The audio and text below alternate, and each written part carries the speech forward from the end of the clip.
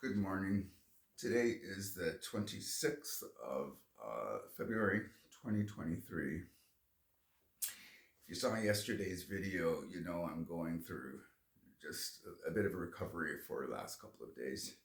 Besides a point, other than I wasted my time or used my time recovering to catch up on a couple of shows which I've been missing because I've been so busy. The latest episode of Chicago PD was an interesting one in that the show itself was okay.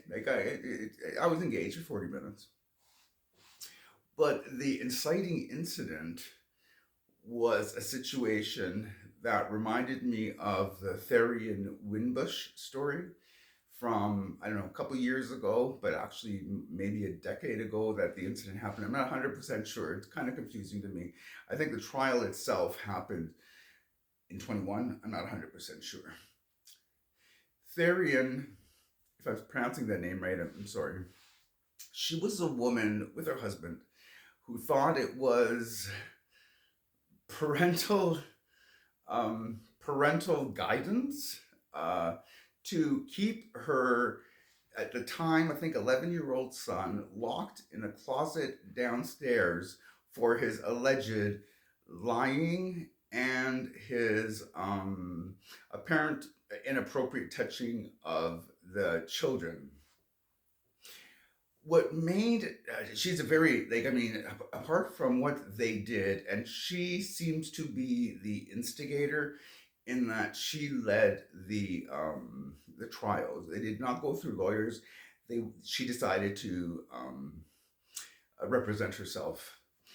Both of the parents are college educated, maybe university educated. They're very intelligent people. They're not lawyers, but they were well educated people, and therefore, to me, surprising that they would have thought that keeping their child under lock and key for 2 years in a downstairs closet was appropriate punishment for lying and for being prideful. Um, Whatever that means. I mean, prideful.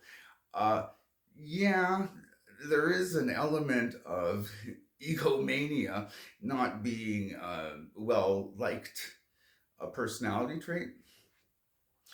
Being prideful, I guess, to me, I think that that's where they're going for. I'm not 100% sure. To me, it's bizarre.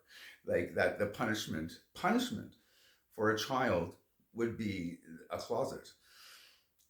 Apparently, he was given the choice of being in said closet as punishment, or the reverse, being beaten. Um, he chose the closet. I actually might too, although I would be very disappointed having to live in a closet which barely had enough room, I think, for a single mattress, if I'm not mistaken.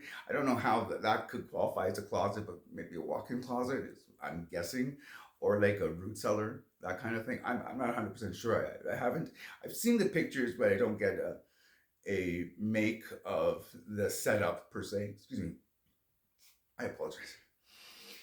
Um, what made this case for me incredibly disturbing was that they represented themselves. I firmly, like in murder, I'm sorry, not a murder trial, but a child neglect trial. How they could not see it as child neglect, that's a whole other story. But that they thought they were justified in their treatment, and how they treated their child and their parenting skills. It's sort of beyond me, but I'm not surprised. The type of people that they seem, I'm not surprised that they would take the route of, you don't know me, this is the way it is, and we're in the right. That's if you're talking about pride, I think she's got a lot of pride. That's just me. Certainly a lot of ego. Excuse me. Certainly a lot of ego for thinking that representing herself would be appropriate for this very serious event. I firmly believe that she did it so that she could question her children and not a lawyer questioning her children as um, another way of controlling them. Because obviously, if you're keeping your kid locked up in a closet, given a jar for his urine events, he wasn't allowed upstairs. It would seem, except for with permission, probably under a supervisory um, conditions. That's how it strikes me, anyways. Again, how if you ever see the trial or at least clips of the trial, she comes across so uh, evil, might be the way to put it. I don't know. She has this smile on her face. Like, I have a lot of smiles on my face and a lot of laughing. The smile on her face seems so forced and so creepy. I'm sorry. It's been a rough couple of days, and it's taking it out on me. Um, the creepiness of her interrogation, uh, to me, her forced affection for her children, and I can't get into her head. Maybe she actually did have affection for her children. It seemed to me she had more affection for herself, and the children were a reflection of her standing in her accomplishment for having, she had like 10 kids or something like that, right? She had a lot of kids. So that's how she came across to me. I can't get into her head, and I'm not getting into her head. All I know is she came across as very creepy. I'm sorry, I repeat myself, but it's the only word that comes to mind. Sinister is another word that comes to mind. The way it seemed like forced affection for the children. She was saying the way she was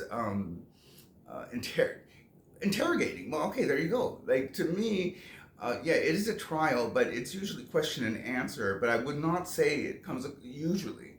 A trial doesn't come across as interrogation. That's more for, not even police do that anymore, from what I've seen in true crime videos and stuff like that.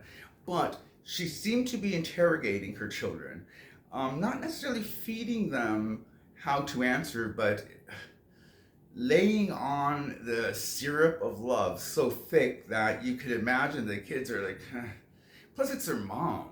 Like, I mean, if you're trying to give honest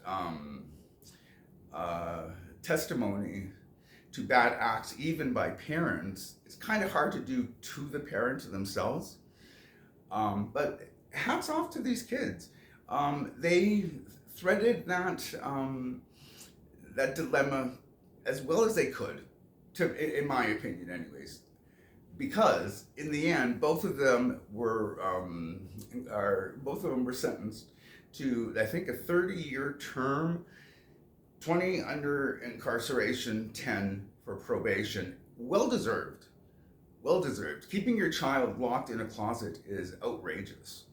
It's outrageous. I'm sorry. And the only stimulation he got was a word of pride in big bold letters to look and ponder on every single day for 2 years.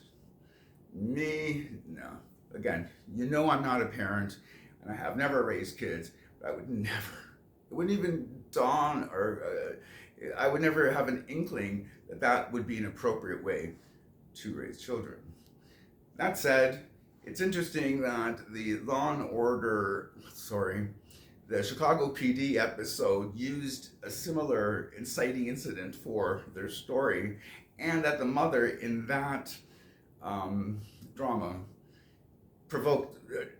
evoked Therion and her evil ways for me in the story. Anyways, that's what's going on behind the patch this morning. I will talk to you guys later. Hope you guys have a good rest of the day.